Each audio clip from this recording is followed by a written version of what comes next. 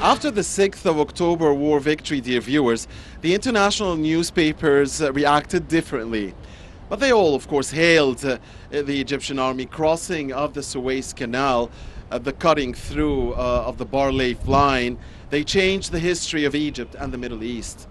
Egyptian soldiers winning over their Israeli counterparts reshaped the history of Egypt and the whole region. Israelis got thunderstruck by the courage and determination of the Egyptian army, which was believed to be militarily unable to attack them.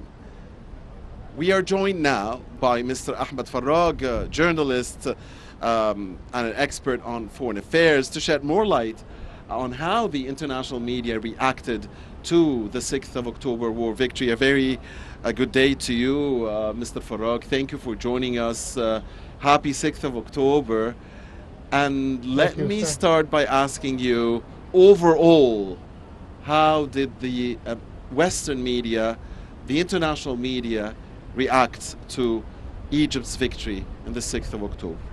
First of all, I would like to thank the TV channel for hosting me in this distinguished episode about the victory of 6th of October war. Let me say that the Western media actually was shocked by the victory made by the Egyptian military. It seems that they didn't expect such performance, such persistence. Let's start first by the Telegraph of UK. What did they say about the war? On October 7th, 1973, they said when the Egyptians crossed the Suez Canal, cut through Bar-Leif line, they changed the history of Egypt and the Middle East. It went on explaining that the Egyptian soldiers winning over their Israeli counterparts, and they reshaped the history of Egypt and the whole region. And that the Israelis got thunderstruck by the courage and determination of the Egyptian army, which was believed to be militarily unable to attack them.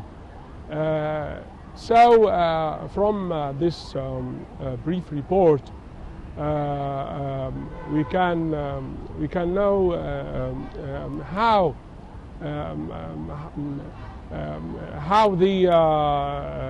the sacrifice and how the performance and how the work of the Egyptian military was described in the Western media. Right, that was on October the 7th, what was written in the Daily Telegraph. Now, on October the 11th, the Financial Times wrote something important about the war. What did it say?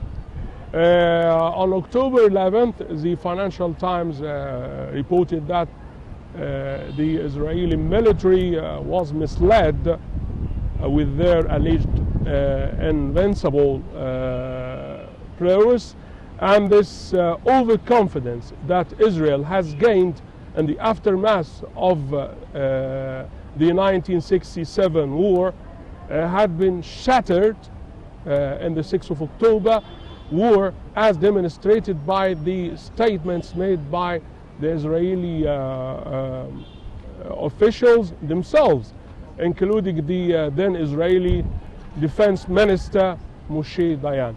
This is what was reported actually by Financial Times on October 11th. Right.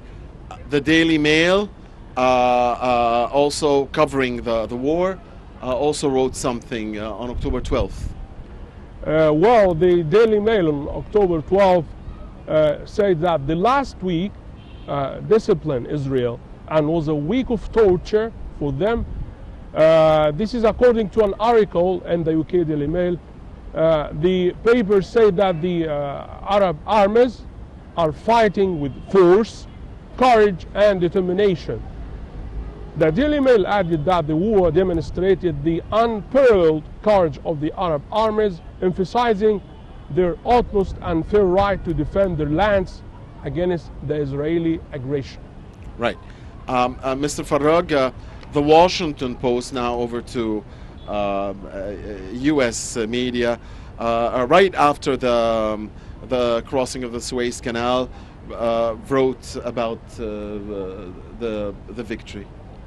On October 8th, the Washington Post said that the Egyptians delivered a physiological win over Israel.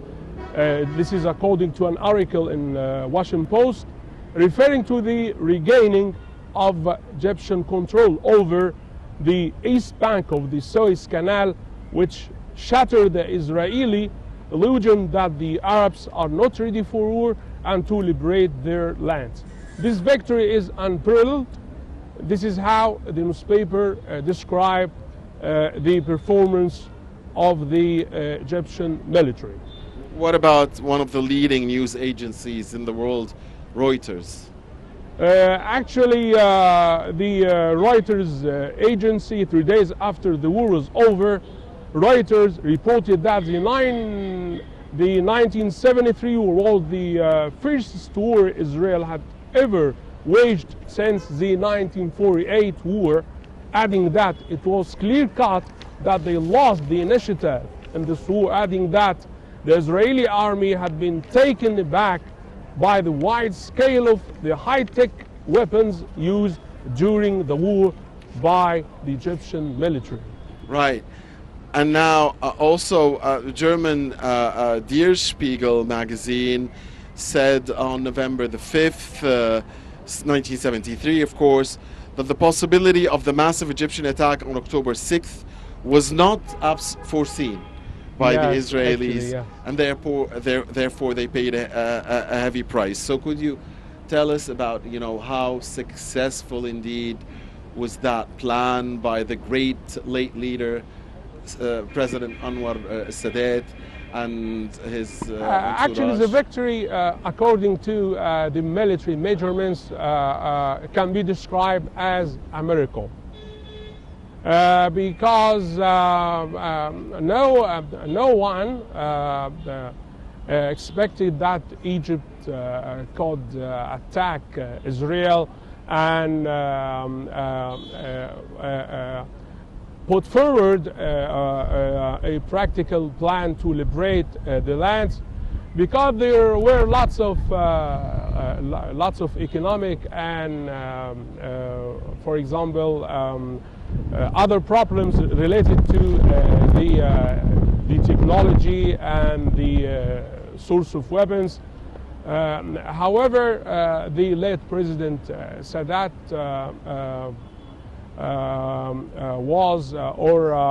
insisted on liberating the lands and mobilizing all the available resources, because he was aware of the abilities and the persistence of the Egyptian armed forces, actually. Trying to remember the details, and try to remember with me, Mr. Farag. If I remember correctly, part of the deception was the fact that there were protests in universities at the time calling for Egypt and for President Sadat to go to war.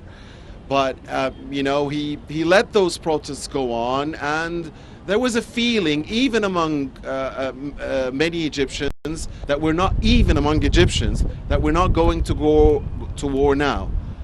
Another part was, there were football matches being played in the Premier League that day, the 6th of October. Match, I mean, regular... And some soldiers eating sugar cane, something like that. It was, of course, in Ramadan. It's a part of the strategic deception plan orchestrated by the late President Anwar Sadat. Even, I think, as I remember, the newspapers during this period wrote about the the military officers who will perform Vacation. the Hajj. Or Hajj, Yes. yes. And those who will go on vacation. It was, of course, Ramadan, Yes. the 10th of Ramadan. One of the great... And even the timing of the attack itself. 2 p.m. The enemy expected that Sabbath it can was- be around Yes.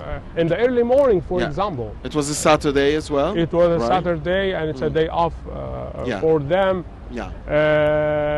And the launch of the attack was at 2 2 p.m. Yeah. Yes, so no one. It was quick. It was very quick. It was, yeah. Yes, it was very, very quick. So Sadat, may God bless his soul, deceived everybody. Yeah, I mean, yes. I mean, even though the many Egyptian Even he youth. deceives the United Nations officials. Okay, so one of the great moments in October, and I'm sure you will agree, Mr. Farag, is how Egyptian officers and soldiers and citizens, Muslims and Christians, united in an incredible way. I mean, this was Ramadan, so you had the Christian officers and soldiers fasting together with their Muslim peers. They were saying Allahu Akbar, or God is greatest with they them. were chanting Allahu Akbar. Yes, that's the whatever, Muslim chant. A Yeah. Muslim or a non-Muslim, Right. all the Egyptian soldiers were chanting Allahu Akbar during the fight. Yeah. So that unity was in its absolute Yeah, greatest we need form. something Yeah. like that nowadays to support our country and to be united under our political shape to overcome all the challenge and problems we are encountering now. Of course, Muslims and Christians in Egypt have always been united, but what I'm just saying is that demonstration in October Because it was a national, 73 it was a national was project. amazing. Yes, it was amazing. It was a national all people in Egypt were dreaming of the day of liberating For their 6 land years. and regaining their Yeah. dignity. Yes. Yes, For 6 years. for 6 years. Yes. And surely the war of attrition had a lot to do in preparing for 73, right? I mean, there were many sacrifices between June 67 and October 73. Could you talk to us about some of these sacrifices and how important was it that, you know, the Egyptian will never dried? It was always there, and there were always glimpses that we are alive. For example, the military service. Some people spend more than 6 or 7 years in the military service, leaving their families, their children. They were only focusing on doing something for their country and liberate the occupied lands, and so on. This is an example of a great sacrifice made by the Egyptian fighters. And of course, the Egyptian Navy, Eilat, and a lot of incidents demonstrated that, you know, the Egyptians will never Actually, go away. there were lots of sacrifices in all sectors, actually, yes. Right, right. So the lessons, finally, the lessons that we deduct from this great moment, you know, that could and should be considered Egypt's greatest day in its modern history. I think that a great lesson is that we can do a lot of if we plan well. Planning is the first step to solve any problem. I mean the scientific planning. Another lesson is that if you have strong will, you can do anything. Indeed, if there is a will, there is always a way. Thank you very much, Mr. Ahmad Farag, journalist and Thank you, expert sir. on foreign affairs, and happy 6th of October. Thank you, sir. Thank you. Dear viewers, please stay with us. Nile Cruise will be back.